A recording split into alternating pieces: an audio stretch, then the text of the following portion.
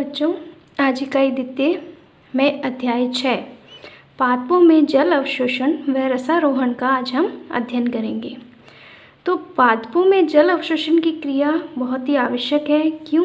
क्योंकि जल क्या है, सभी जीवित कोशिकाओं का प्रमुख घटक है और सभी जैविक क्रियाओं के लिए क्या होता है, आवश्यक होता है। तो जल अवशोषण कैसे होता है, किन अंगों के द्वारा पादप जल का अवशोषण करते हैं, लेटरली जो है वाटर का एब्जॉर्प्शन किस प्रकार होता है और अपवर्ड डायरेक्शन में ऊपर की तरफ जो है पत्तियों तक जल कैसे पहुंचता है, ये सारा अध्ययन हम इस चैप्टर में करेंगे। तो सबसे पहले हमें पता होना चाहिए जल का जो वाटर का सोर्स है, जल का स्रोत है, वो क्या है, जल कहाँ से उपलब्ध होता है पौधों को। तो आपका उत्तर क्या होगा, जल कहाँ से आता है, वर्षा के द्वारा। ठीक है, वर्षा जल जो है ये भूमि पर आता है।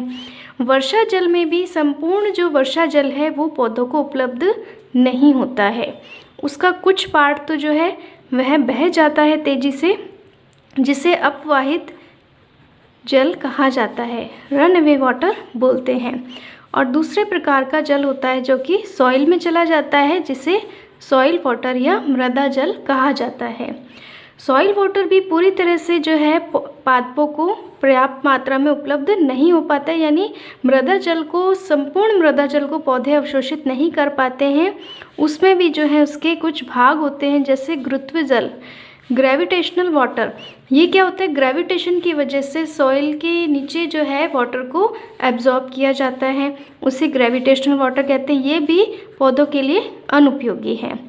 दूसरा होता है आर्द्रताग्राही जल, आर्द्रताग्राही हाइग्रोस्कोपिक वाटर।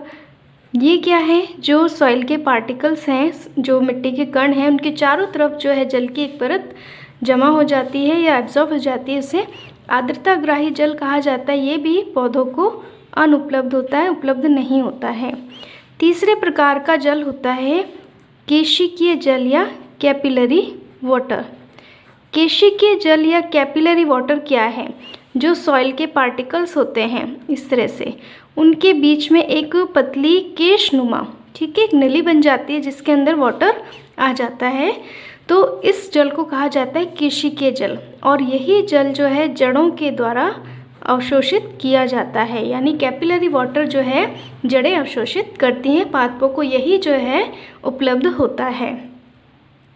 आगे हम देखते हैं जल अवशोषण के अंग क्या हैं, यानी जड़ों के जो जल अवशोषण है पादप के किन अंगों के द्वारा होता है। तो निम्न श्रेणी के जो पादप हैं, शैवाल और कवक, एल्गी एंड फंजाई, इनमें जो है जड़ कोई विशेष अंग नहीं पाया जाता है, कोई विशेष अंग नहीं होता है जल को अवशोषित करने के लिए। तो इनकी जो संपूर्ण सतह है, कोशिका की संपूर्ण सतह के द्वारा जो है जल और खनिज लवणों का अवशोषण होता है। ब्रायोफाइट्स की बात की जाए तो इसमें मूल के समान अंग पाए जाते हैं, जिन्हें मूलाभास या राइजोइड्स कहते हैं। तो ब्रायोफाइट में जल का अवशोषण राइजोइड्स के द्वारा होता है। टेरिडोफाइट, जिम्नोस्पर्म और एंजियोस्पर्म, इन तीनों में जल को अवशोषित करने के लिए रूट सिस्टम पाया जाता है, मूल तंत्र पाया जाता है, यानी जल का अवशोषण यानी रूट सिस्टम के द्वारा होता है। रूट जो होती है उसकी संपूर्ण सतह से जल का अवशोषण नहीं होता है। रूट के भी दो पार्ट होते हैं। जड़ का एक भाग होता है तरुण क्षेत्र, यंग रीजन, और दूसरा क्षेत्र होता है इसमें परिपक्व क्षेत्र, मैच्योरेशन रीजन। जो तरुण क्षेत्र है उसी के द्वारा जल का अवशोषण किया जाता है, और इस क्षेत्र को भी 5 भागों में बांटा गया, आगे हम इसकी स्टडी करेंगे। जो मैच्योरेशन रीजन है या जो परिपक्व क्षेत्र है, उसकी कोशिकाओं में क्या हो जाता है, सुबेरिनीकरण और लिग्नीकरण हो जाता है, जिससे उसकी कोशिकाएं कैसी हो जाती हैं, जल के लिए अपारगम्य हो जाती हैं। अपारगम्य होने के कारण जल अंदर नहीं जाएगा, अतः परिपक्व जो क्षेत्र है वह जल अवशोषण में भाग नहीं लेता है, केवल ये यांत्रिक सहायता ही प्रदान करता है। तरुण क्षेत्र को मूल के 5 भागों में बांटा गया है। तो मूल की संरचना का अध्ययन करेंगे कि इसका तरुण क्षेत्र जो है किस प्रकार दिखाई देता है और कौन कौन से इसके क्षेत्र होते हैं। तो इसके 5 क्षेत्र हैं। सबसे पहले है इसमें मूल गोप या रूट कैप। ये सबसे टर्मिनल होता है, शीर्षस्थ होता है, और ये क्या करता है, मूल का जो रूट का जो वृद्धिकारी शीर्ष भाग है उसको एक सुरक्षात्मक आवरण प्रदान करता है। तो टर्मिनल होता है और कैसा होता है, ये रक्षात्मक आवरण प्रदान करता है, प्रोटेक्शन देता है ताकि उसकी मिट्टी के कणों से जो है उसकी रक्षा हो सके। दूसरा इसमें पार्ट होता है मूल शीर्ष या रूट एपेक्स। मूल शीर्ष, ये जो आप भाग देख रहे हैं ये क्या है, मूल शीर्ष है, रूट एपेक्स है। ये क्या होता है, सब टर्मिनल होता है यानी उपांत क्षेत्र होता है और इसकी कोशिकाओं की विशेषता होती है कि इसकी कोशिकाएं विभज्योतकी या मेरिस्टेमेटिक होती हैं। विभज्योतकी का मतलब होता है कोशिकाएं विभाजनशील होती है, अतः इस क्षेत्र को विभाजन का क्षेत्र भी बोला जाता है, रीजन ऑफ डिवीज़न। ठीक है, विभाजन का क्षेत्र बोला जाता है। इसकी कोशिकाएं विभाजनशील होंगी तो इसी जड़ की जो ये क्षेत्र है यह क्या होता है, वृद्धि इसी के कारण होती है, इसी क्षेत्र की वजह से होती है क्योंकि कोशिकाएं विभाजनशील होती हैं। तो इसका काम क्या है, कोशिकाओं जड़ की वृद्धि करना। जड़ की वृद्धि इसी क्षेत्र की वजह से होती है। क्लियर है। तीसरा जो भाग होता है वह होता है दीर्घीकरण क्षेत्र। ठीक है, इलॉन्गेशन रीजन। तो दीर्घीकरण जो क्षेत्र है इसकी कोशिकाएं आप देख रहे हैं शेप में भी कैसी होती हैं, लंबी होती हैं। यह पीछे मूल शीर्ष के पीछे की तरफ पाया जाता है और जड़ की जो लंबाई होती है इन्हीं क्षेत्र की कोशिकाओं के कारण होती है, यानी इसका काम क्या है, जड़ की लंबाई। ठीक है, इलॉन्गेट हो जाती है। तीसरा जो भाग है इसका मूल रोम क्षेत्र। ये जो आपको मूल रोम दिखाई दे रहे हैं इसका जो है ये चौथा रीजन है मूल रोम क्षेत्र, रूट हेयर रीजन। ये दीर्घीकरण क्षेत्र के जस्ट पीछे स्थित होता है और इस क्षेत्र में हजारों की संख्या में मूल रोम पाए जाते हैं। अतः मूल रोम क्या करते हैं, यह जल अवशोषण का कार्य करते हैं। रूट हेयर्स जल अवशोषण में योगदान देते हैं, तो इसका काम क्या हो गया, वाटर एब्जॉर्प्शन का। पांचवा जो रीजन है वह है परिपक्वन क्षेत्र, मैच्योरेशन रीजन। ये क्या होता है, रूट का परिपक्वन भाग होता है और इस क्षेत्र की कोशिकाओं में लिग्नीकरण और सुबेरिनीकरण जो है स्टार्ट हो जाता है। अभी हमने दो रीजन पढ़े थे, तरुण क्षेत्र और परिपक्वन क्षेत्र।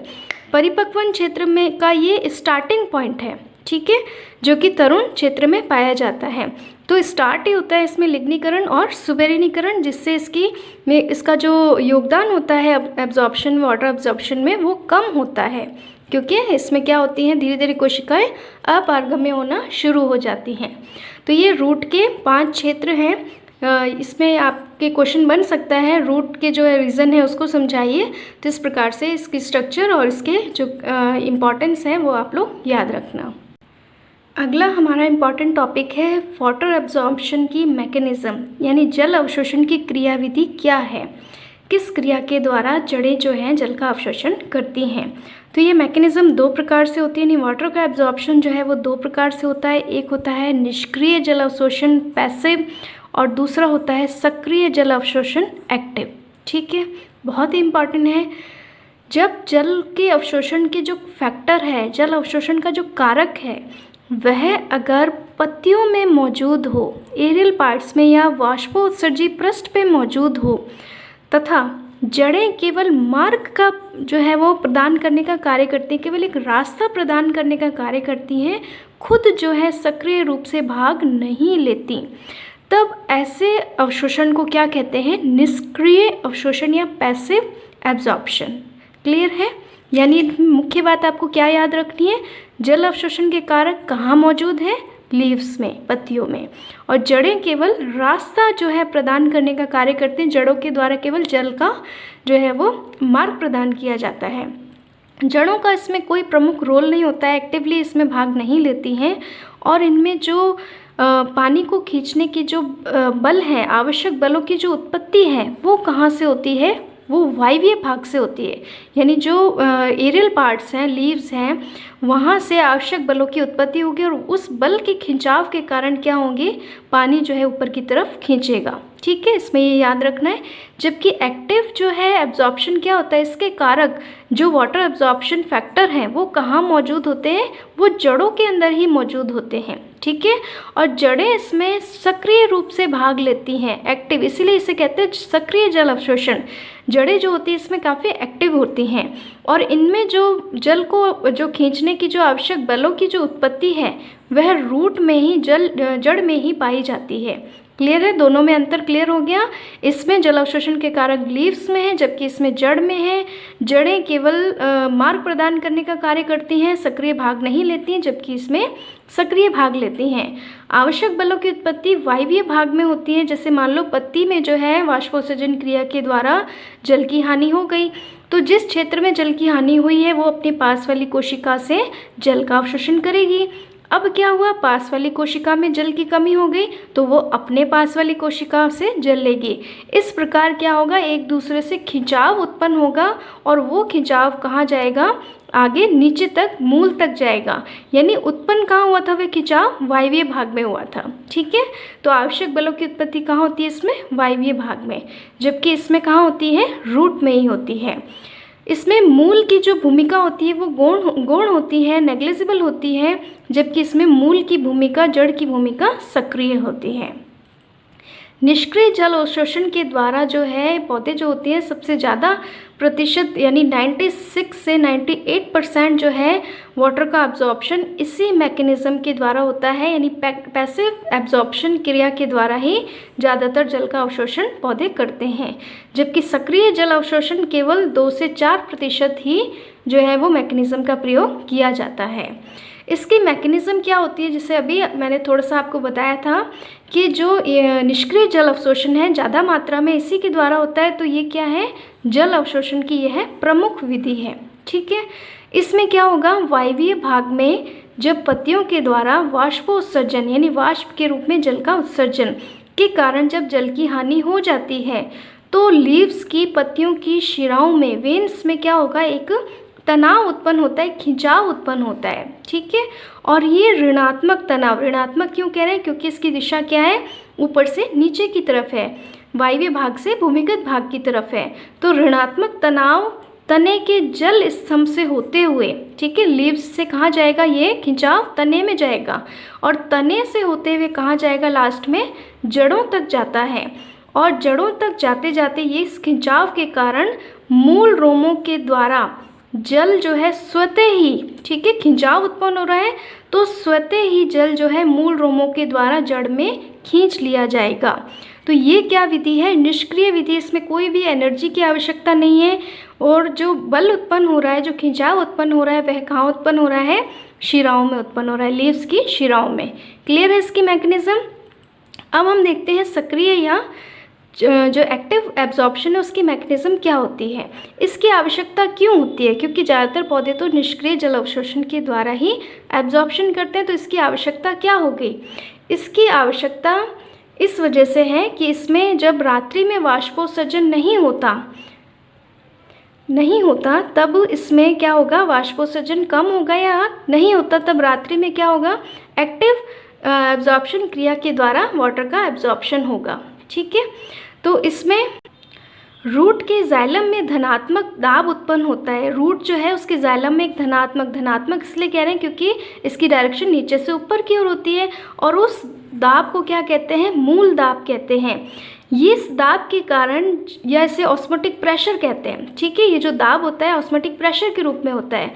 तो इनके द्वारा जड़ें जो होती हैं जल को खींचती हैं, स्वतः ही खींचती हैं और इस काम में उन्हें एनर्जी की आवश्यकता पड़ेगी क्योंकि जड़ें जो होती हैं इसमें खुद जो है भाग ले रही हैं एक्टिवली, तो उनको एटीपी के रूप में ऊर्जा की आवश्यकता होती है। यानी सक्रिय जल अवशोषण में एटीपी के रूप में ऊर्जा का प्रयोग किया जाता है, जबकि निष्क्रिय अवशोषण जो है वो स्वतः होता है, बिना ऊर्जा के होता है।